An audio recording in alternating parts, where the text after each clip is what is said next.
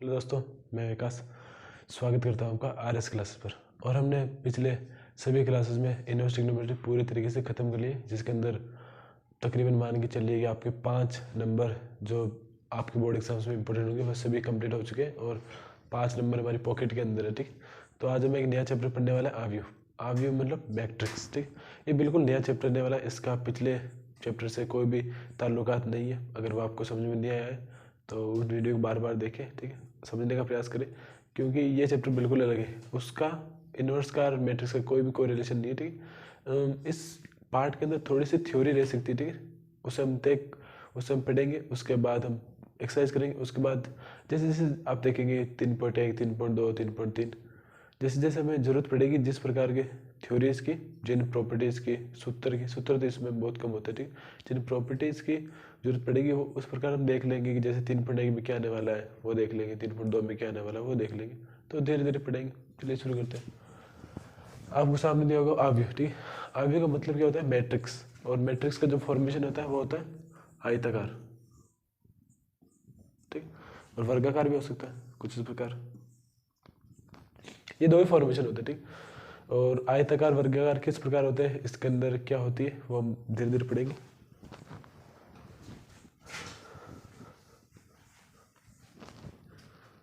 तो पहले इसकी डेफिनेशन देखेंगे कि आव्यूह क्या है।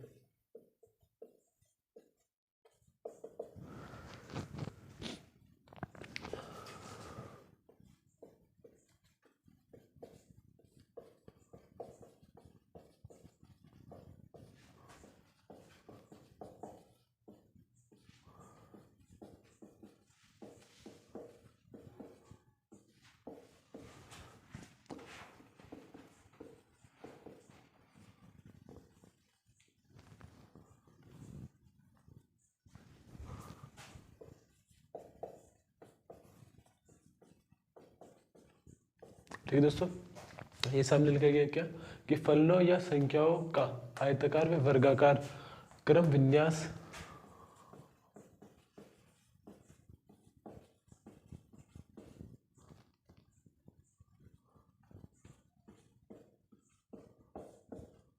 आयु कहलाता है। ठीक, तो आयताकार और वर्गाकार जिस प्रकार हमने फॉर्मेशन बताई थी, किस प्रकार आयताकार और ये वर्गाकार। ठीक है, तो दो ही प्रकार की चीजें होगी आयु के अंदर, या तो वो आयताकार होगा या वो वर्गाकार होगा। ठीक है, तो ये सिंपल सी डेफिनेशन है।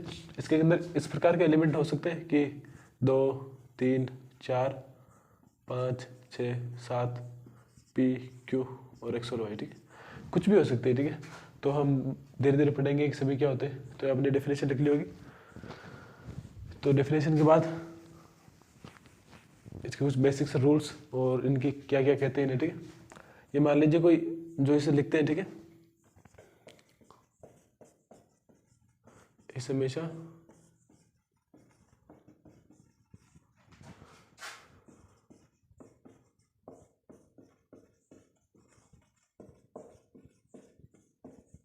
आपके लिए जनरल सी बात है कि इसे हमेशा कैपिटल अक्षर से लिखते हैं। ठीक है, कैसे कि हमने लिखा ए, बाहर कैपिटल अक्षर से लिखने बोल रहे हैं, अंदर नहीं। ठीक है, आपने ये आयताकार, ठीक है, मैट्रिक्स ली। अब ये इसे ए से लिखेंगे, यानी बड़े कैपिटल ए से, क्योंकि आपको पता है कि आप ए से लेकर जेड के अंदर कुछ भी लिख सकते हैं। ठीक है, लेकिन कैपिटल लिखना, आपको यहाँ पर कैपिटल लेना है और कुछ बड़ी बात नहीं होगी।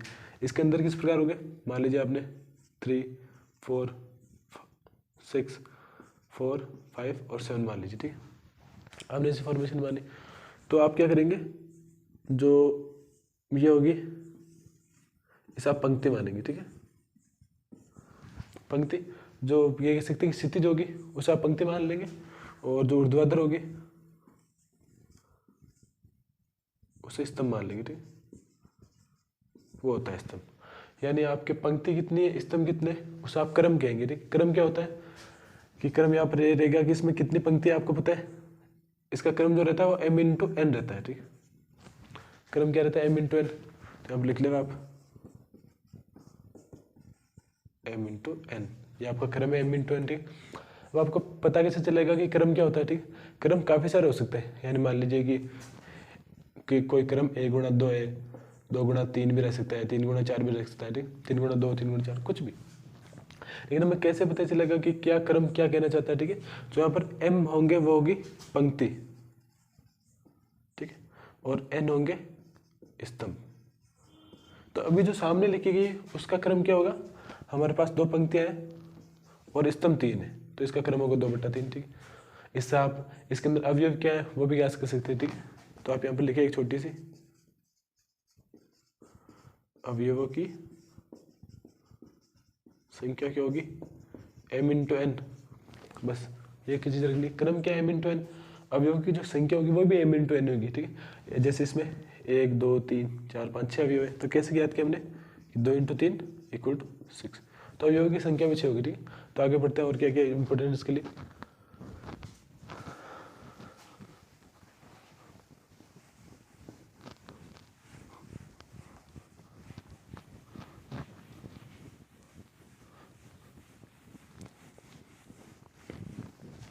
अब हम देखेंगे स्टैंडर्ड अवयव, स्टैंडर्ड अवयव क्या होता है। ठीक है, तो देखते हैं, थोड़ी सी बड़ी फॉर्मेशन होगी। ठीक है, ये आयताकार अवयव है। ठीक है, क्योंकि इसे थोड़ा सा अंदर से बढ़ा दिया जाता है। तो उसके बाद यहाँ पर A11 A20 A12 A13 dash A1n। ठीक है, उसके बाद नीचे A21 A22 A23 dash A20। ऐसा मान लीजिए A31 A32 A33 dash A2 3n हो जाएगा। ठीक है, ऐसा होगा। ठीक, उसके बाद डैश डैश डैश ये हो जाएगा AN1। ठीक है, ये हो जाएगा AN2, ये हो जाएगा AN3 dash dash dash AN, sorry माफ कीजिएगा इतना बड़ा नहीं, ये हो जाएगा AN × n। ठीक, क्योंकि ऊपर से नीचे की तरफ n आ रहा है, यहाँ से AN चलता आ रहा है। ठीक है, और ये अंतिम की तरफ 1 2 2 ऐसा होता है, आपने देखा होगा छोटी क्लास में 1 2 डैश डैश डैश n होता है। ठीक है, तो वही कि एक से लेकर n संख्या है। ठीक है, तो इसी प्रकार हमने n किया। ठीक, ये होती है मैट्रिक्स। अब इसकी छोटी मोटी बातें लिखते हैं। ठीक है, जो इसका क्रम रहेगा वो रहेगा m × n। ठीक, अब n रहेंगे m रहेंगे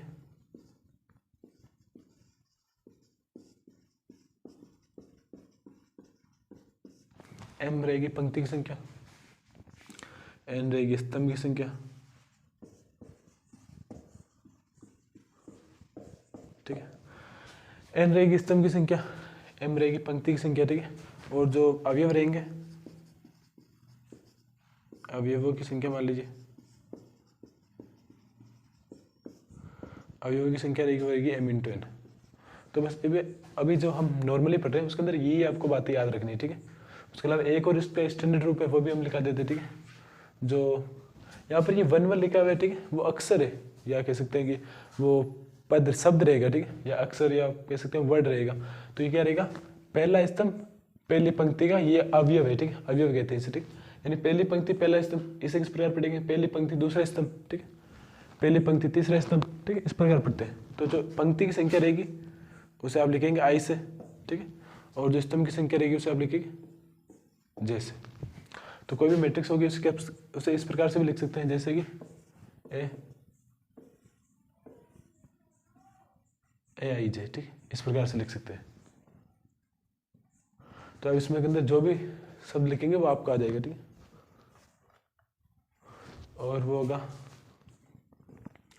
m × n क्रम का। ठीक है, जो भी आप लिखेंगे इसके अंदर वो वैल्यू आ जाएगी। ठीक है, अब जो भी इसके अलावा 3.1 जो हम आज पढ़ने वाले हैं उसके लिए क्या क्या बेसिक्स और चाहिए वो लिखते हैं। ठीक है,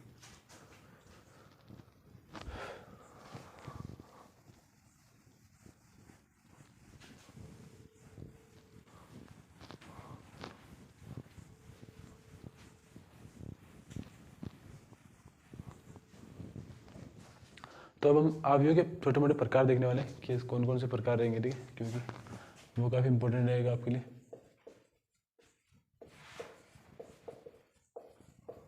अवयव के प्रकार। ठीक है, तो पहला अवयव रहेगा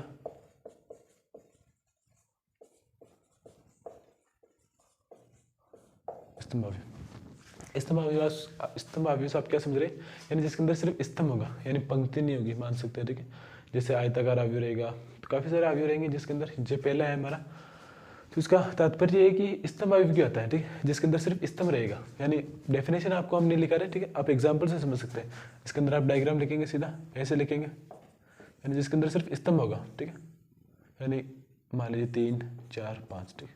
अब इसके अंदर क्या है, सिर्फ स्तंभ एक है, ठीक है, और पंक्ति 3 है, ठीक है, यानी 3 और 1, ठीक है, जिसके अंदर सिर्फ स्तंभ एक ही हो, या कह सकते हैं कि जिसके अंदर स्तंभ एक हो उसे कहेंगे स्तंभ अवयव, ठीक है। ज़्यादा इंपॉर्टेंस नहीं है इसकी, बस आपको समझ रहे हैं, जो इंपॉर्टेंस होंगे वो हम आपको बता दें, ठीक है, ज़्यादा इंपॉर्टेंट नहीं, ये पहला है, ठीक है, स्तंभकार अवयव।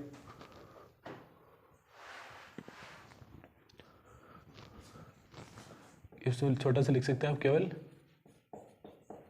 एक स्तंभ हो। सेकंड रहेगा पंक्ति अवयव, हमारा सेकंड है पंक्ति अवयव, केवल एक पंक्ति हो, जिसके अंदर आप सेकंड लिखेंगे, जिसके अंदर जिसमें केवल एक पंक्ति हो, ठीक है, केवल एक पंक्ति हो। इसका सेकंड रहेगा केवल एक पंक्ति हो,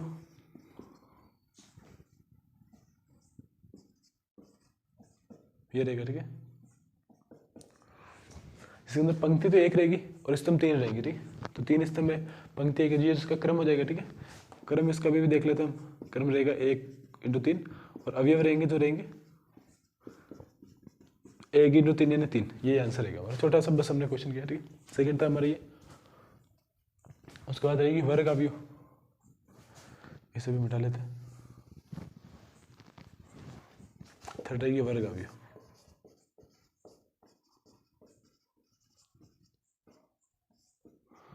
वर्ग अवयव क्या रहने वाला है, जिसके अंदर पंक्ति और स्तंभ की संख्या समान हो, यानी पंक्ति व स्तंभ की संख्या समान हो।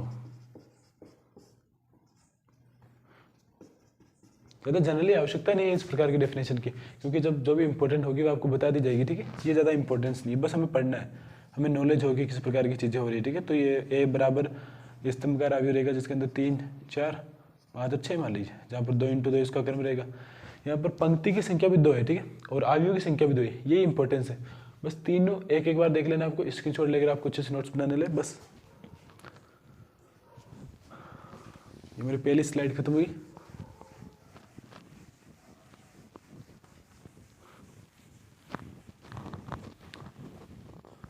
दूसरी स्लाइड पर चलते हैं।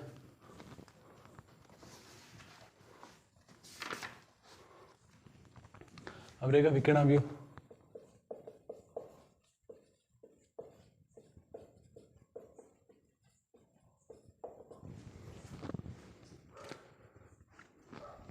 विकर्ण अवयव के अंदर क्या रहेंगे, जो अवयव मान लीजिए, आप कोई सा भी अवयव मान लीजिए, ठीक है, लेकिन विकर्ण अवयव पंक्ति स्तंभ, पंक्ति अवयव और जो स्तंभ अवयव रहेगा, पंक्ति स्तंभ और स्तंभ अवयव, ठीक है, इसमें दोनों में से कोई नहीं होगा। जो इसमें होगा मान लीजिए 11 2 3, बाकी 0 0 0 0, ठीक है। आप ये माने वे अवयव जिसके अंदर जो विकर्ण के जो संख्या होगी सिर्फ वही होंगे, बाकी शून्य होंगे, तो इसे आप विकर्ण अवयव कहेंगे, ठीक है।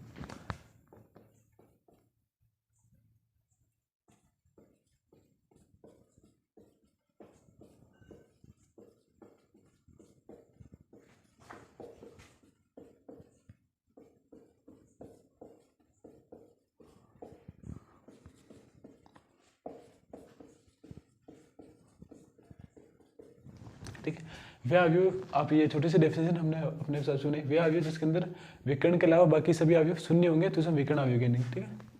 तो 5वां रहेगा हमारा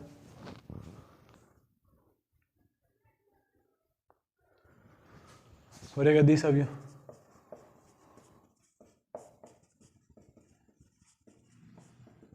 ये कुछ ज्यादा इंपॉर्टेंट नहीं है, ठीक है। सिंपल से डेफिनेशन लिख सकते हैं कि एक विकर्ण अवयव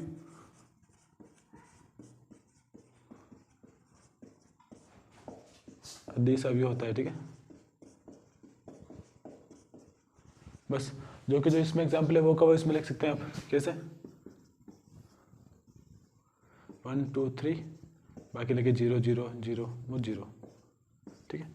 तो एक कह सकते हैं कि एक विकर्ण अवयव अदिश अवयव होता है, ठीक है। किस प्रकार कि जो विकर्ण अवयव रहेगा वही अदिश अवयव रहेगा, बिल्कुल दोनों एक जैसे नहीं है, ठीक है।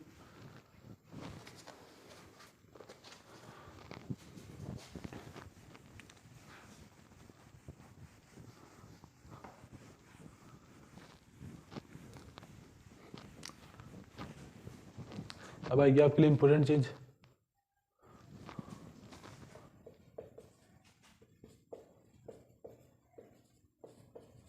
तत्समक अवयव, ठीक है। ये काफी आपके लिए परीक्षा के लिए इंपॉर्टेंट रहेगी।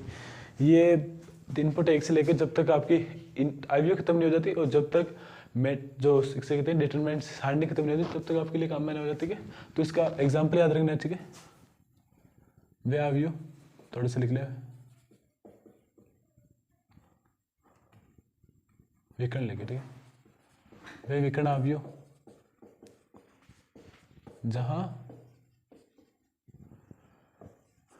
विकर्ण के अवयव एक हो, ठीक है, यानी एक हो गई, ठीक है। एग्जाम्पल देख ले, इसमें एग्जाम्पल का रोल ज्यादा रहेगा।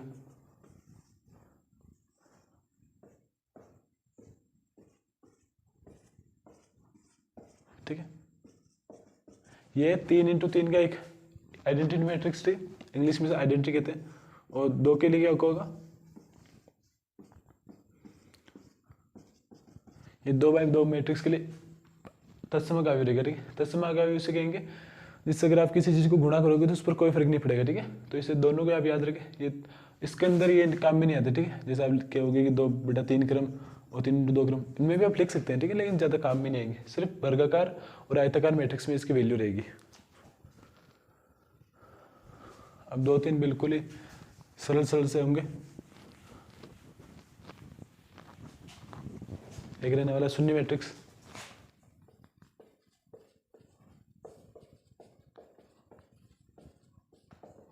अब शून्य अवयव से आप क्या समझ सकते हैं, जिसके अंदर सभी अवयव शून्य हो।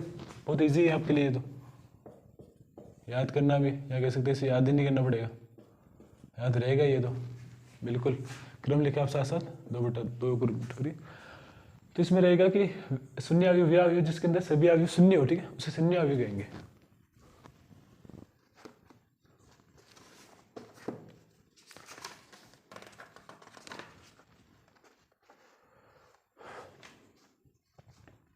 ये बस हो गया आपके लिए अवयव की सभी परिभाषा थी। अब हम 3.1 करेंगे।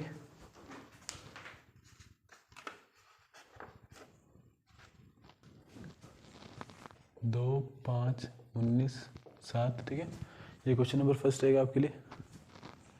35 - 2 5/2 और 12 √13 1 5 और 7 देख लेते हैं माइनस प्लस का। तो ये रहने वाला नेगेटिव, ठीक है।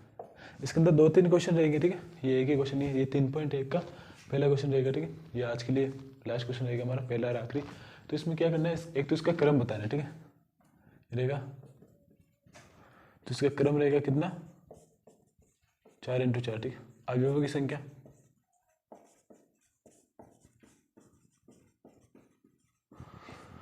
अवयवों की संख्या रहने वाली 4x4 यानी 16 रहेगी, ठीक। इसके अलावा 2-3 चीज़ और पूछेगी इसके अंदर, A13 A21 A33 A24, ठीक है, और A23। तो ये 5 चीज़ बतानी है, ठीक है ना। तो 13 रहेगी ये, क्योंकि ये होती है 11 12 13 14, ये 21 22 23 24, ये जाएगी 31 32 33 और 34, ठीक है। तो 13 क्या होगी, 19, ठीक है। 21 क्या होगी, 35, ये एक ये वैल्यू, ठीक है, 35, ठीक। ये हमारी सेकंड वैल्यू थी। 33 क्या हो जाएगी, ये 5 माइनस का 5, ये वैल्यू, ठीक। 24 12 हो जाएगी, और ये 23 आपको कमेंट में बताना, ठीक है। तो आज के लिए हमारा लास्ट क्वेश्चन था।